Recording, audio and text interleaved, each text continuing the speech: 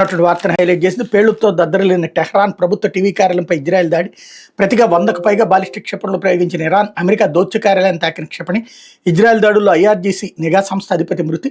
Israel Iran మధ్య యుద్ధం 4వ రోజైన సోమవారం పతాక స్థాయికి చేరుకుంది. ఇజ్రాయెల్ పైకి ఇరాన్ ఏకంగా 100కు పైగా బాలిస్టిక్ క్షిపణులు ప్రయోగించింది. దీంతో టెల్లవీవ్, హైఫాతో పాటు ఇతర నగరాల్లోనూ భారీ పేలుడు శబ్దాలు వినిపించాయి. 8 మంది పౌరులు మృతి చెందారని, 300 మందికి పైగా గాయపడ్డారని ఇజ్రాయెల్ ఆరోగ్య శాఖ పేర్కొంది. టెల్లవీవ్లోని అమెరికా దౌత్య కార్యాలయం సమీపంలో కూడా క్షిపణి పడింది. అయితే ఈ ఘటనలో ఎవరికీ గాయాలు కాలేదు. ఇజ్రాయెల్ ధీటుగానే స్పందించింది. టెహ్రాన్ గగనతలంపై ఇజ్రాయెల్ యుద్ధ విమానాలు స్వైర విహారం చేసే బాంబుల వర్షం కురిపించాయి. ఆదివారం దాడుల్లో ఇరాన్ రెవల్యూషనరీ గార్డ్స్ కోర్ నిఘా అధిపతి, ఉప అధిపతిని మొట్టుబెట్టిన ఇజ్రాయెల్ సోమవారం ఏకంగా ఇరాన్ అధికారిక టీవీ భవనంపై క్షిపణిని ప్రయోగించింది. టీవీ స్టూడియోలో మహిళా న్యూస్ రీడర్ వార్తలు చదువుతున్న సమయంలో ఈ దాడి జరగడం గమనారు. వెంటనే ఆమె తప్పించుకున్నారు. అంతకుముందు